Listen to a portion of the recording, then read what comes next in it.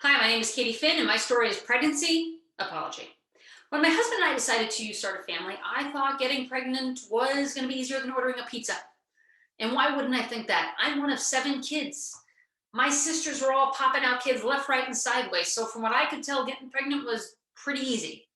Well, turns out it's not so easy for some, like me. After 18 months of trying, I found myself sitting in the office of a fertility specialist. And I remember being nervous and a little scared, to be in this place I never expected to be, but there I was. The fertility specialist started me off with a procedure that's called IUI, which is a fertilization procedure that is essentially like a turkey baster, if you will. You want to think of it that way? My husband and I tried IUI twice. Both times it failed. And it's really disappointing when that happens because you can't help to get your hopes up, to think, okay, like, maybe this is it. Like, maybe this is the time we're finally going to be pregnant, and then you're not. It's hard. It's an emotional roller coaster for sure. But the doctor stayed optimistic. She said, that's okay. We're going to do IVF. So we did. We started the IVF process. And starting that process, the stakes felt really high. It's a much more invasive process for the woman. You have to be put under to have your eggs retrieved. The fertility medications you take to get your egg production going are shots that you have to give yourself in your stomach. Then fear starts to creep in. Maybe this won't work. Maybe I can't get pregnant. Maybe I'll never have kids. And then finance comes in. At least it did for me and my husband. These fertility treatments are very expensive, and we were starting to spend a lot of money. And you get to a place where you're asking yourself, I want a baby, but do I want to go into debt doing it? So this is all swirling in my head as we go into this process, but I'm trying to be positive. And the day of the egg retrieval, so when the eggs are coming out, I go to the hospital. You want to get out 10 eggs or more, but 10 is a good number because not all the eggs are going to be viable for fertility. So the more, the better. 10 is the magic number. We get 5. Of my 5 eggs, 3 are viable for fertilization. And just because a lab technician is actually fertilizing eggs doesn't mean the fertilization will work, that the eggs will start to develop. So of my fertilized eggs, one starts to develop. So it just felt like at every turn, like the mountain was getting higher and higher to climb. But I thought, okay, 1 egg, that's okay. I only need 1. That's all I need. That's okay.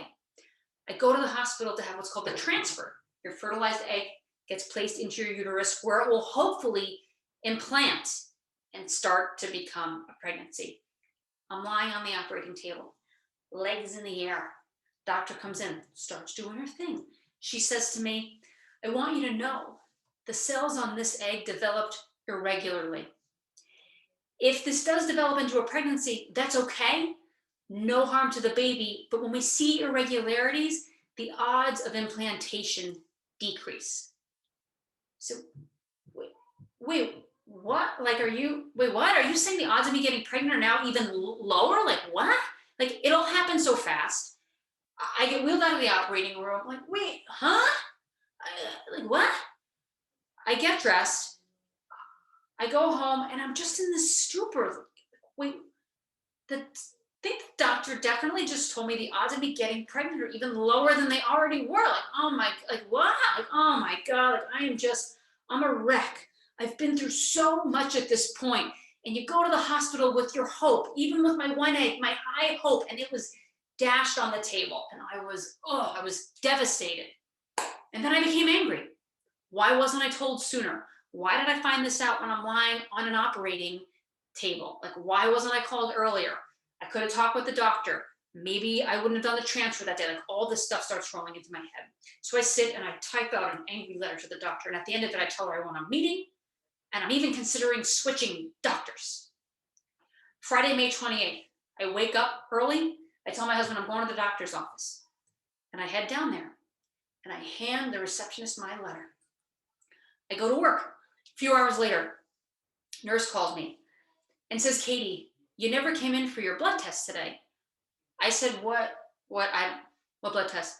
She said, you're supposed to come in today for the blood test to see if you're pregnant. When you left the hospital, you got a packet of papers. Did you read them? There was a date in there. Today's the date.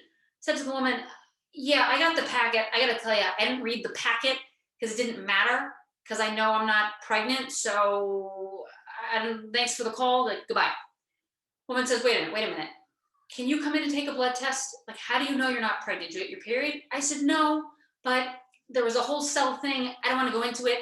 I'm cramping. I can feel my period coming. So I'm good. The nurse says, please come in. I said, I really don't want to. So I can take a blood test so someone can call me to tell me what I already know, which is that I'm not pregnant. No, thank you. Nurse says, Katie, please, we need the blood work for your records. Like, please. So I said, fine.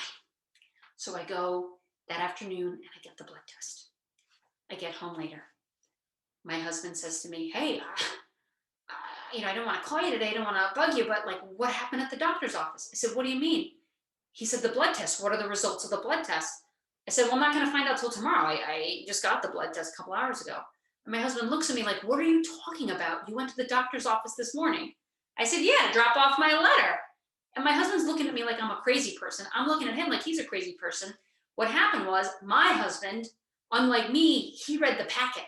So he knew Friday, May 28th was the date of the blood test. So when I got up in the morning and said I'm going to the doctor's office, he thought I was going to get the blood test. And if I had taken the blood test that morning, we would have found out the results that afternoon.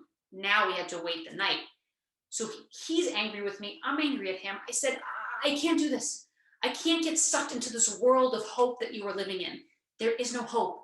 I'm not pregnant. The doctor practically told me that the day of the transfer. So I'm not doing this with you. I'm not pregnant. I don't want to talk about it. Enough. I storm off. I'm stewing. I said, you know what? I'm just going to prove him wrong right now. I got a home pregnancy test. Go in the bathroom, do my thing. I'm washing my hands and I look down and oh my God. Pick up the test, pick up the box. I'm doing like one of these, like adult, like, huh? Pregnant. I go out and tell my husband. He's happy, but also like, Katie, you dropped off the letter to the doctor? Like, what? Oh my. Doctor's office calls the next day, makes it official, blood test.